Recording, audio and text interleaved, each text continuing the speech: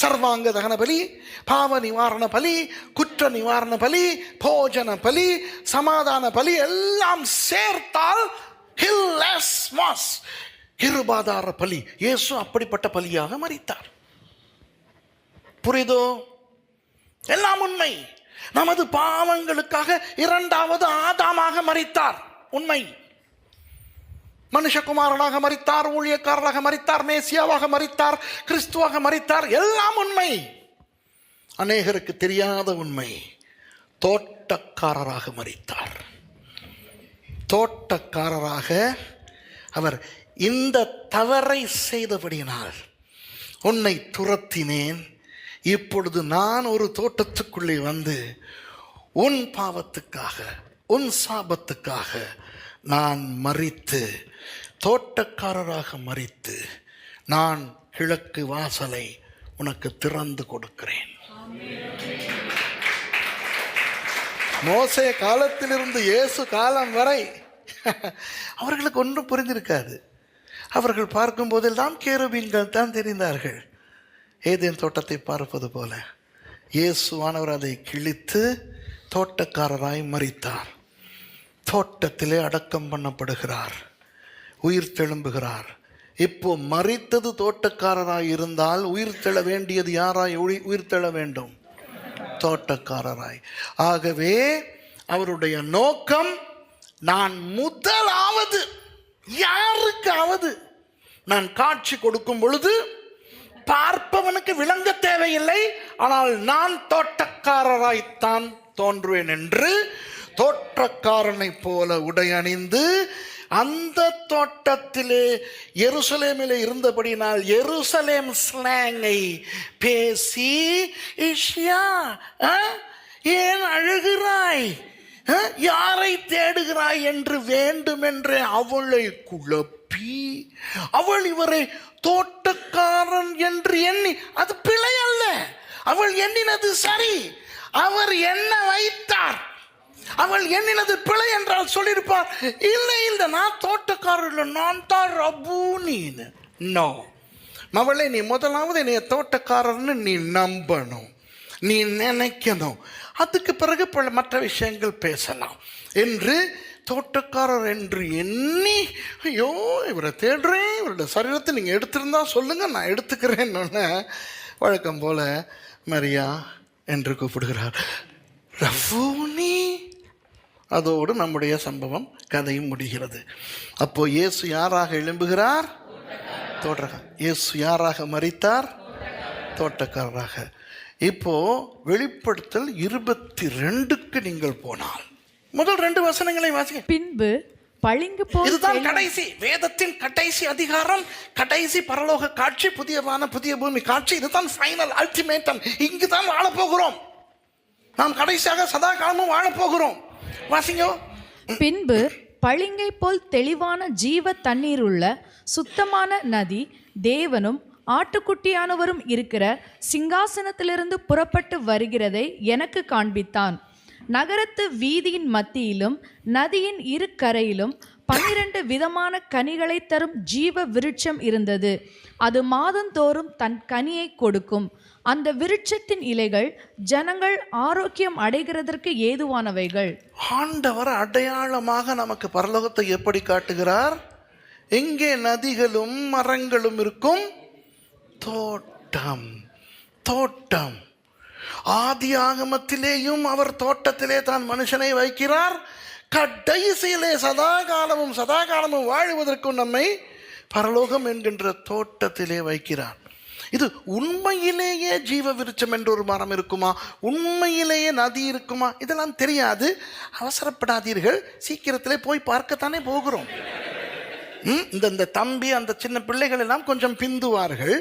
அந்த அம்மா இன்னும் சில பேர் கொஞ்சம் முன்னால் போயிடுவாங்க, பின்னால் நம்ம எல்லாம் போயிடுவோம். அதுக்குள்ளே என்ன அவசரம் இல்லையா? இப்போ போன முறை நான் வந்தபோது பைபிள் வாசித்த அம்மா கிட்ட கேட்டால் இப்போ தெரியும் பரலோகம் எப்படின்னா, அவங்க அங்கே ஆல்ரெடி விளங்குதா. அவசரப்படாதீர்கள். ஃபர்ஸ்ட் அப்போ ஜீவ விருட்சத்தின் கனியை சாப்பிட முடியுமா? யாருக்கு தெரியும்? ஆனால் என்னை பொறுத்தவரை தேவன் தோட்டம் தோட்டம் தோட்டம் என்று தோட்டக்காரராக அவர் செயல்பட்டு வருகிறார். அப்படிதானே? கடைசியாக ஒரு விஷயத்தை நான் உங்களுக்கு காட்ட விரும்புகிறேன். என்னவென்றால், இயேசுவானவர் உயிர் தெழுந்த அந்த தோட்டம் என்ன தோட்டம் சொல்லுங்க? இப்போ தோட்டங்கள் என்று சொல்லும்போது, இப்போ கெத்செமனே என்பது ஒலிவ தோட்டம். ஷெமனீம் என்றால் ஒலிவ ஆலை, ஒலிவ தோட்டம். ஏதேன் என்று சொல்லும் பொழுது அது எல்லாம் இருந்த தோட்டம். ஆனால் கொல்கொதா என்கின்ற தோட்டம் என்ன தோட்டம்? அது ஒலிவ தோட்டம் அல்ல. அது என்ன தோட்டம்? யாருக்கு தெரியும்? சொல்லுங்க. திராட்சை தோட்டம். இஸ்ரவேலுக்கு போனவர்கள், அங்கு போனவர்கள் நீங்கள் கண்ணாலே கண்டிருக்கிறீர்கள். அந்த திராட்சை ஆலை இருந்தது. அது ஒரு திராட்சை தோட்டம். அப்போ இப்போ கொஞ்சம் சொல்லுங்க எனக்கு, இயேசு தோட்டக்காரராக உயிர் தெழுந்தார். எந்த தோட்டக்காரராகன்னு கொஞ்சம் ஸ்பெசிஃபிக்கா சொல்லுங்க. ஒலிவ தோட்டக்காரராகவா? திராட்சை தோட்டக்காரராக. இப்போ திராட்சை தோட்டக்காரராக எழும்பி, திராட்சை தோட்டக்காரராக பேசி, திராட்சை தோட்டக்காரராக மார்த்தாளுக்கு காட்சி கொடுத்தவர் யார்? இயேசு. இதே இயேசு யோவான் 15:1 என்ன சொல்லுகிறார்? நான் மெய்யான திராட்சை செடி, என் பிதா திராட்சை தோட்டக்காரர். அவ்வளவுதான். நான் மெய்யான திராட்சை செடி, என் பிதா திராட்சை தோட்டக்காரர். பிதா திராட்சை தோட்டக்காரர். ஆனால் இப்போ இயேசு திராட்சை தோட்டக்காரராக காட்சி கொடுக்கிறார். அப்படியானால் என்ன அர்த்தம்? நான் தான் பிதா, பிதா தான் நான். Glory to God. புரியுதா? அப்படியானால் நான் தான் ஏதேன் தோட்டத்தை நாட்டின தோட்டக்காரர். நான் தான் ஆதாமையும் ஏவாளையும் படைத்த தோட்டக்காரர். நான் தான் ஏதேன் தோட்டத்தை விட்டு துரத்தின தோட்டக்காரர். நான் தான் பழைய ஏற்பாட்டின் எலோஹிம், பழைய ஏற்பாட்டின் யாஹ்வே. நான் தான் அந்த பிதா. இப்போ நான் பிதாவாய் நிற்கிறேன். அதனால் தான் அவர் தோட்டக்காரராக பிதாவாகவே நிற்கும் பொழுது மரியாள் ரவுனி என்று சொல்லி அவரை தொட போகும் பொழுது, தொடாதே, நான் இன்னும் என் பிதாவினிடத்தில் ஏறி போகவில்லை, நான் இன்னும் அங்கே போய் சங்கமம் அடையல்ல என்று சொன்னார். ஆனால் அன்று அவர் எம்மாவுக்கு போகின்ற சீஷர்களோடு பேசும் பொழுது சாப்பிட்டார்.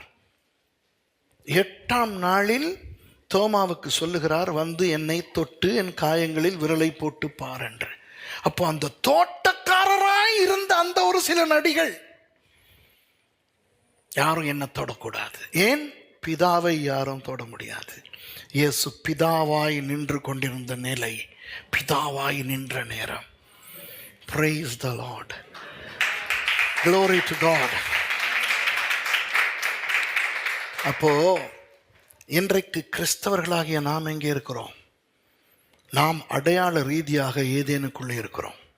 ஏன்? திரைச்சீலியை ஆண்டவர் வெட்டி போட்டு மகா பரிசுத்த ஸ்தலத்துக்குள் நம்மை கொண்டு வந்து விட்டார். நாம் அடையாள ரீதியாய் ஏதேனுக்குள்ளே இருக்கிறோம். உண்மையான ஏதேனாகிய பரலோகத்துக்கு கடைசியிலே நாம் போகிறோம். அப்படித்தானே? ஆகவே இந்த ஏதேன் தோட்டத்திலே வாழுகிற கிறிஸ்தவர்கள் ஏவாள் செய்த தவறை செய்ய வேண்டாம்.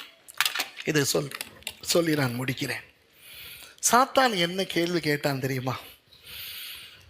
சிஸ்டர், இந்த தோட்டத்தில் என்ன நீங்கள் பண்ணலான்னு கேட்கவே இல்லையாவே, என்ன சாப்பிடலான்னு கேட்கவே இல்லையே. சும்மா யோசிச்சு பாருங்க. ஒரு வேளை அவன் கேட்டிருந்தால் என்னென்ன சாப்பிடலாம் என்று ஏவாள் அந்த சர்ப்பத்தை அழைத்து கொண்டு டூர் போயிருப்பார். இதில் இருந்து சாப்பிட்லாம், இதில் இருந்து சாப்பிட்லாம், இதில் இருந்து சாப்பிட்லாம். பைபிள் இதை விட 2 மடங்கு பெருசாக இருக்கும். அவங்க சுற்றி காட்டினது என்னான்னு எழுதியே. அவன் கேட்ட கேள்வி என்ன தெரியுமா? எதை சாப்பிடக்கூடாது. அப்போ என்ன செய்யலாம், என்ன நன்மைகள் உண்டு, எதை சாப்பிடலாம் என்று நினைப்பதை விட்டு எதை செய்யக்கூடாது என்கின்ற எதிர்மறையின் பக்கம் அந்த சிந்தனை ஓடியது. ஏதேன் என்கின்ற கிறிஸ்தவத்துக்குள்ளே வாழுகிற நமக்கும் இதே தான். இந்த ஏதேனுக்குள்ளே வாழுகிற கிறிஸ்தவர்களாகிய நாம் எவ்வளவு பாக்கியவான்கள், எவ்வளவு ஆசீர்வாதமானவர்கள், எவ்வளவு சுகமாய் வாழுகிறோம், எவ்வளவு நிம்மதியாய் வாழுகிறோம். என்னே பெரிய எதிர்பார்ப்பும் விசுவாசமும் நமக்கு எதிர்காலத்தை குறித்து இருக்கிறது என்பதெல்லாம் இருக்க, கிறிஸ்தவர்களாய் வந்தபடியினால் எது செய்ய முடியாது, எங்கு போக முடியாது, எந்த எதிர்மறையான விஷயங்கள் இருக்கின்றன என்று அவற்றை பற்றி யோசிக்க வைப்பான் பிசாசு.